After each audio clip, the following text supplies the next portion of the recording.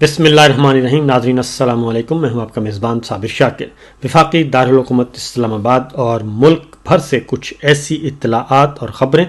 लेकिन इन ख़बरों का अहाता हम करेंगे सवाल और जवाब की नशस्त में। सियासत पीके के साथ ये नशस्त है, आप भी इसमें शरीक होइए, आप भी सुनिए। और ख़ास तौर पे जो इस वक्त बलूचिस्तान में मामला चल रहे हैं और जाफ़र एक्सप्रेस के अगवा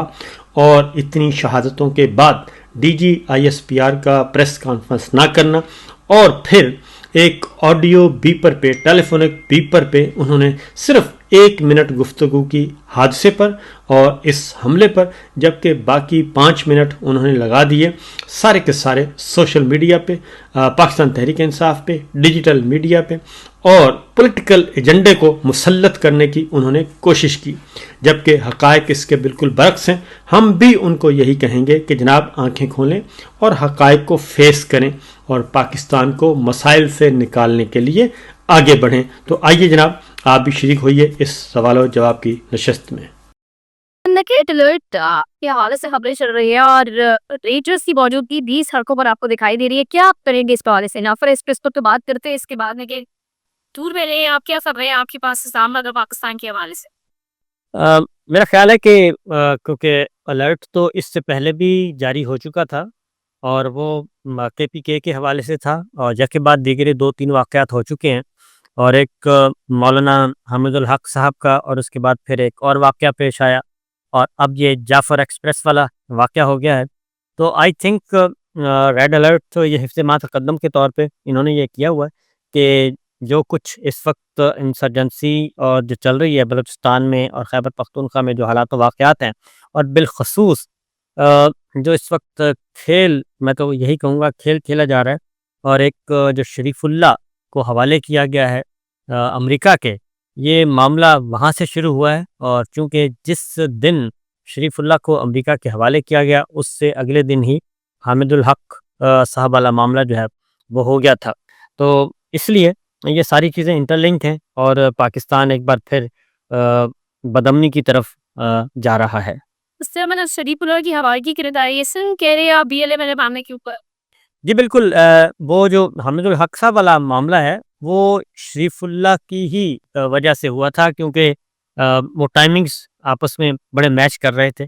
और इधर से उन्होंने शरीफुल्लाह को हैंडओवर किया है, और अगले 24 घंटे के अंदर अंदर पहला रद्द अमल आ गया था उनका। और अब चूँकि जाफ़र एक्सप्रेस का मामला हो चुका है बलूचिस्तान में, और वो भी गैर मामूली किस्म का सानिया है, और दहशतगर्दी का वाक़या भी है, सब कुछ है, इसलिए उसका भी रद्द अमल आ सकता है। ऑब्वियसली बड़ा खौफनाक मामला है, गुफ्तगू भी इसके ऊपर बड़ी हमें ध्यान से करनी पड़ी, लेकिन DGISPR साहब का रिएक्शन कर जिस तरीके से उन्होंने इस मामले के ऊपर भी सियासी गुफ्तगू की, इस पर क्या कहेंगे? और दूसरा, रियासत ने जिस तरीके से इस मामले को मीडिया के ऊपर डाउन प्ले करवाया, आपको लगता है कि ये एक समझदार तरीका था या पॉलिसी थी इस मामले को लेकर चलने की? क्योंकि इन्फॉर्मेशन फ्लो रुका और उसके पैनिक ठीक ठाक बढ़ा है। देखिए, मसला यही है कि DGISPR साहब के बारे में तो मैं सिर्फ इतना कहूँगा कि जब से उन्होंने ड्यूटी संभाली है, आज तक उन्होंने एक भी प्रेस कॉन्फ्रेंस नहीं की सिक्योरिटी इश्यूज़ पे,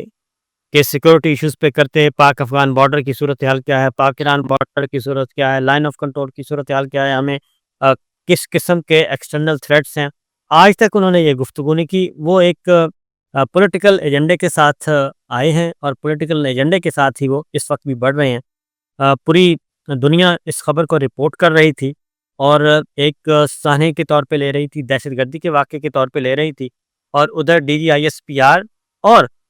नून लीग, इन दोनों का हमें एक बार फिर नेक्सस नज़र आया। जो गुफ्तगू, जो ज़ुबान नून लीग बोल रही है, वही DGISPR बोल रहे थे, और जो DGISPR कह रहे थे, उसी को लेके मुस्लिम लीग नवाज़ आगे बढ़ा रही थी कि ये उसमें भारत को इन्वॉल्वमेंट, और इंडिया भारत के साथ पाकिस्तान तहरीक इंसाफ की इन्वॉल्वमेंट, और फिर सोशल मीडिया पे ये मलबा डाल दिया। तो सवाल ये पैदा होता है कि इतना बड़ा जो फेलियर हुआ है, और आपको पॉलिटिकल एजेंडा जो है उसको तो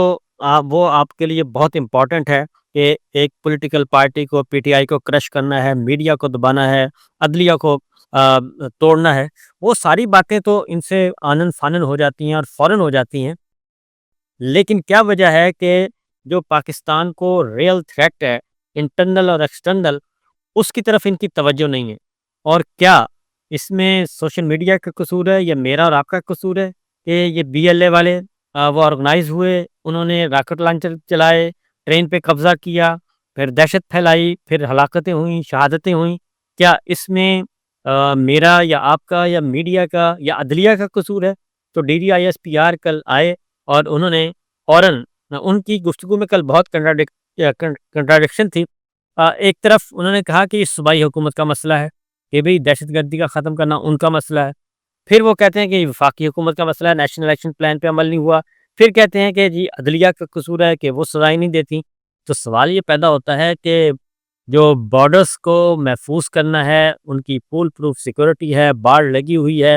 ان بارڈرز کو محفوظ کرنا کس کی ذمہ داری ہے؟ اور پھر یہ کہ نیشنل ایکشن پلان جو ہے، اگر تقریباً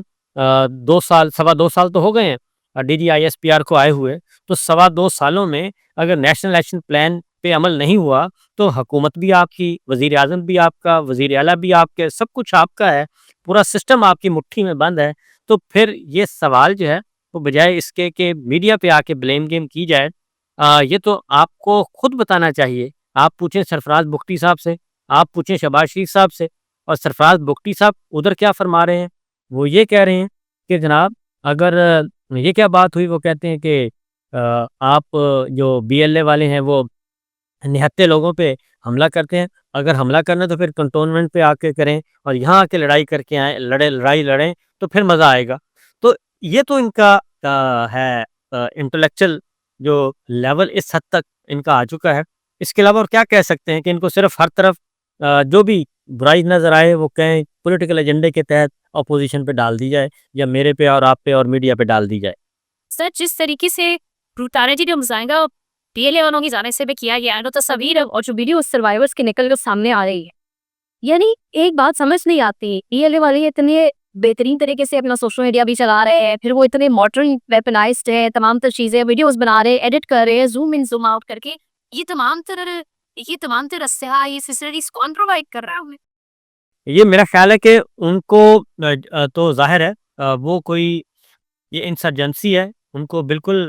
فورن سپورٹ بھی ہوگی، ان کو بیرونی امداد بھی حاصل ہوگی، ان کو وہ تو کریں گے جو کر رہے ہیں، اور جو کچھ بھی ہے ان کو کسی بھی صورت میں کوئی سپورٹ نہیں کر رہا،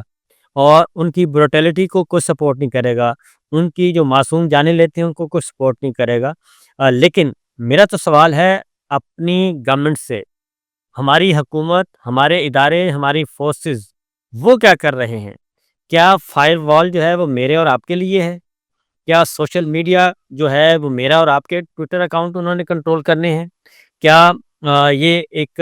پی ٹی آئی اور مولانا فضل الرحمان صاحب، بچہ قدیر صاحب، سردار اختر مینگل صاحب، اپوزیشن جماعتوں کو انہوں نے کرنا ہے؟ کیا ان کی ذمہ داری صرف یہ ہے کہ کوئی جلسہ نہ ہونے پائے؟ کیا ان کی ذمہ داری یہ ہے کہ دفعہ 144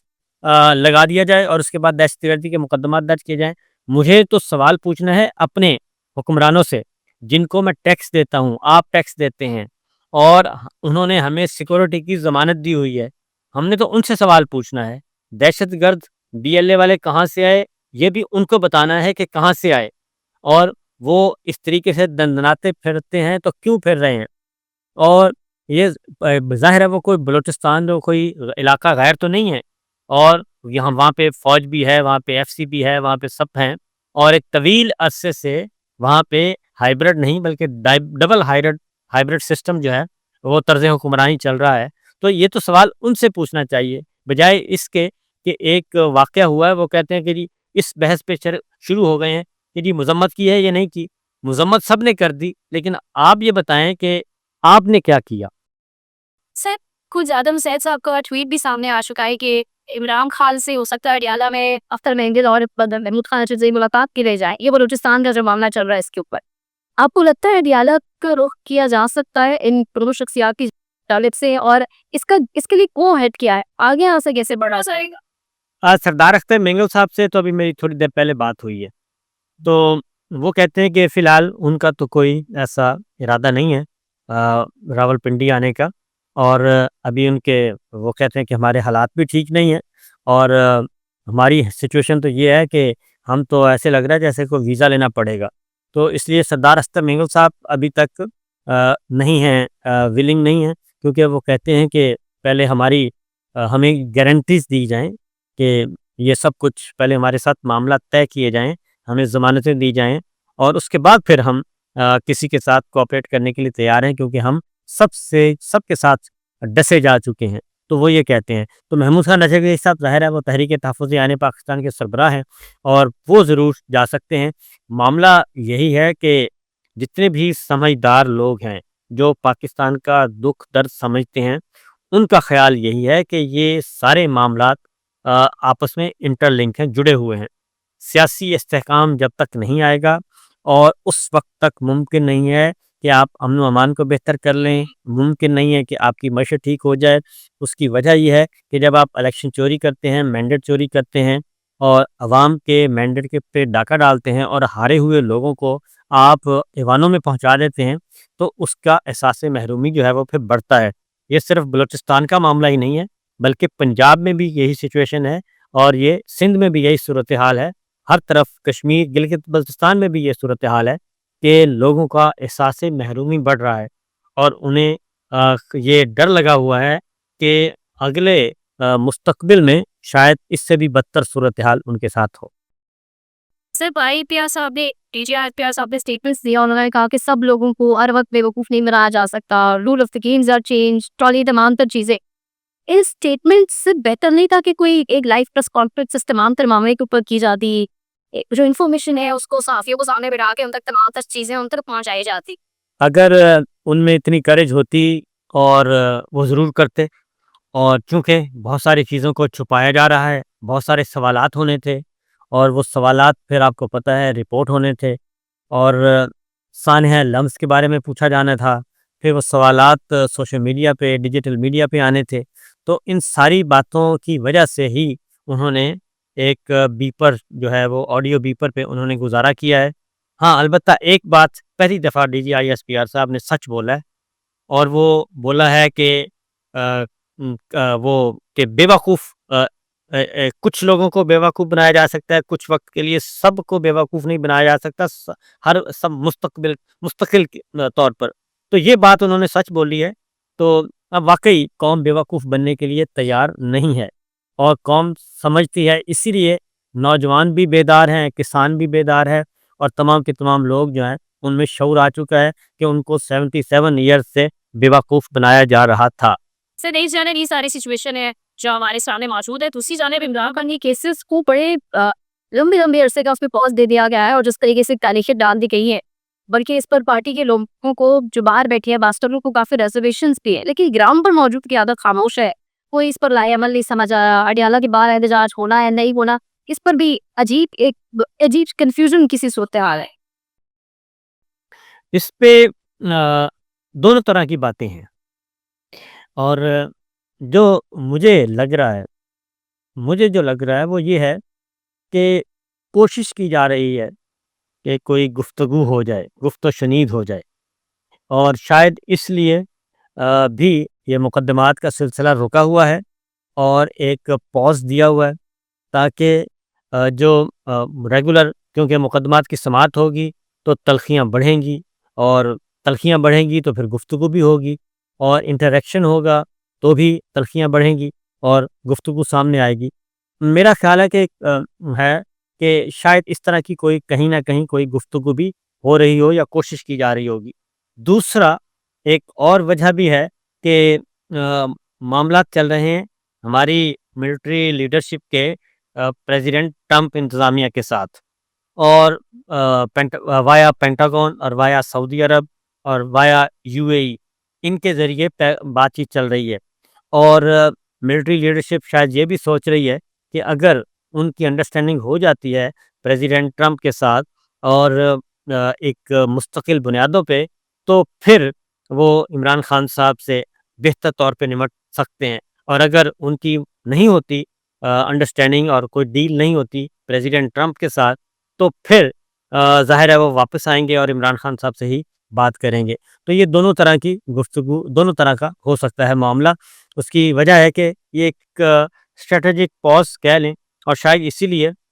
پاکستان تحریک انصاف کی جو لیڈرشپ ہے وہ بھی ذرا تھوڑا سا اس میں بھی ٹھہراؤ آیا ہوا ہے، اور وہ دیکھ رہے ہیں، انتظار کر رہے ہیں کسی چیز کا۔